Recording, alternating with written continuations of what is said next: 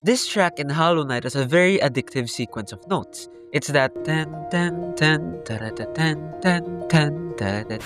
It reminded me of this other track from the Monogatari series. Both mine seem very far in terms of tone and atmosphere and I don't know the BPMs, but they have that same looping sequence of notes. So knowing this, what makes the soundtrack in Hollow Knight that much more captivating and immersive in terms of the feeling it invokes? Let's find out.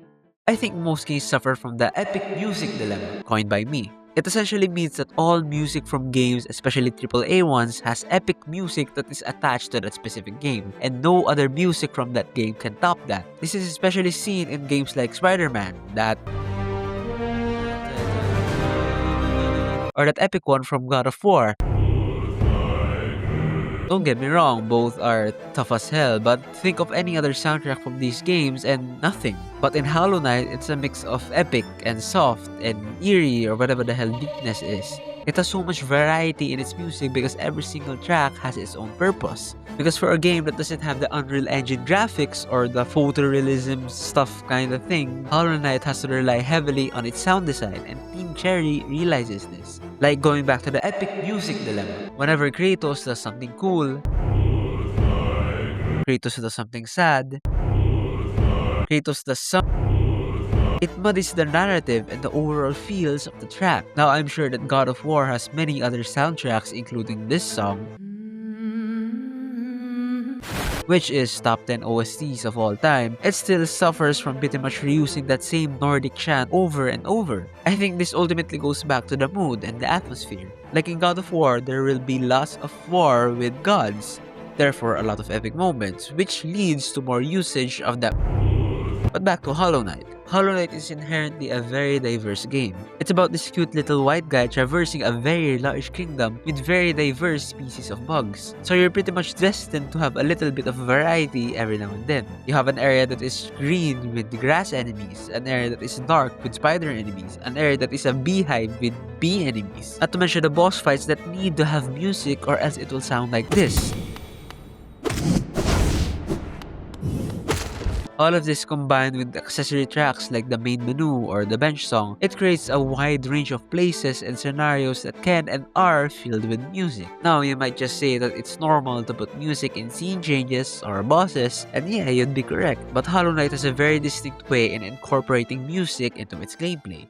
I don't know about you, but I can't differentiate the soundtrack in the Souls games. Of course, the music is all very orchestra-esque, like something out of a movie. But the moment you ask me to differentiate these tracks, instead of just having the same epic music with slight tweaks or whatever, Hollow Knight's soundtrack has a very distinct personality between the areas. My favorite track would be Fungal Wastes. It has this weird, almost mischievous tone to it, with that, which fits perfectly with the tone of the area, because Fungal Waste is a very weird area. It has these purple bouncy thingies, and aside from these enemies that fart on you, you have actual mantises that bow to you when defeated. But it's not just that, every place has its own personality and vibe, which is emphasized through the music choice. Again, City of Tears has an almost solemn vibe to it. Dirtmouth is very melodic, it's very melancholy in a sense. Deepness is just freaking quiet. I mean, for good reason. And it's not just the places, but also in the boss battles. The main reason I wanted to make this video is this track for the False Knight battle. The sharp notes have very noticeable space between them, which reflects the fighting style of the False Knight. Slow but very powerful strikes. Another worthy example is the Dung Defender. Now, hearing this music for the first time, it feels like something out of freaking Indiana Jones or Dora the Explorer. It has a sense of adventure that is very well represented with the very adventurous fighting style of the Dung Defender. That is one big pile of shit. Mix this with the sounds that the Dung Defender does, and it gives you one of the most memorable fights in the game, but not as memorable as the GOAT itself. I love how the music in NKG's fight starts off. It doesn't start with a slow build-up, it doesn't seamlessly transition you into it. No, you get a title card and very loud music. It's very in-your-face and raw, almost like how we first fight NKG.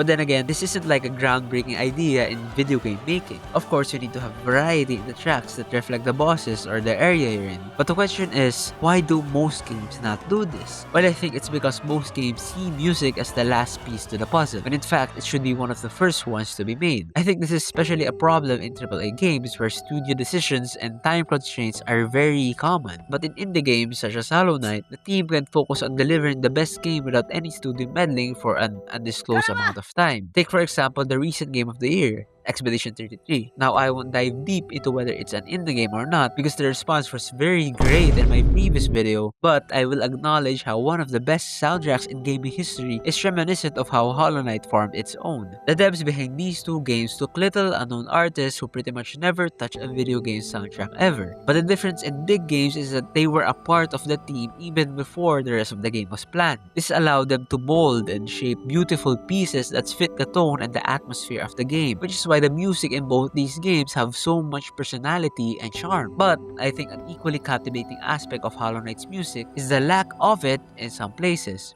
What do you feel when you see this video? You might feel a bit of loneliness, a sort of melancholic feeling to it. It hammers home how this area is literally a cliff that is howling, and that's awesome. Another place is in Neatness. I briefly mentioned how the soundtrack in Neatness is more atmosphere than an actual soundtrack. It sounds like something out of a horror game, like hearing this in Outlast wouldn't be out of place.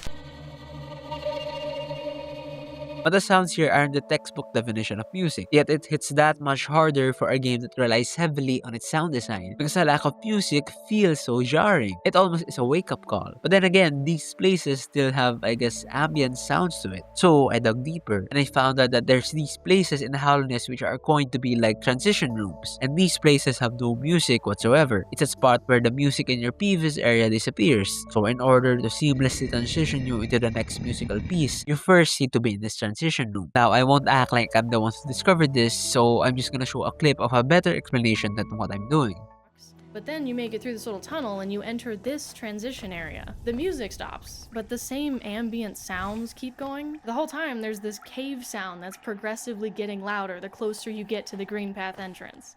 This essentially creates breathing room for the players that allows them to move on to the next area without making it feel forced or emotionally taxing. It's very different to how the media portrays our generation nowadays, wherein we need to have constant stimulation for retention and watch time, but instead, these areas allow us to chill out and be slow and unstimulating for once. But I think what tops all of what we've talked about is that emotionally, the music in Hollow Knight is one of the only places we can get context. Hollow Knight is a game that barely feeds you any amount of information. I think most people that finish the game don't even know what they're fighting for. Yeah, you could go read all the hundreds of dialogues and piece together the very vague pieces of lore scattered throughout the game, or just watch this hour-long video. But we don't fucking read, alright? We play games to not read and stuff. So the only thing that can give you a tiny hint of context is the music itself. Just hearing the soundtrack for the game takes you back. All its soundtracks are very honest in a way. I saw a comment in the City of Tears OST once, and that they couldn't unhear the rain in the game, which just goes to show the power of this game's music. Or maybe I'm just biased. Hollow Knight is the first game that got me into the rabbit hole of indie games, and I'm glad it did. Playing this game for the first time was a moment to remember, and if you haven't played this game just because it's an indie game or it has a weird art style, please give it a try. Anyway, that's all.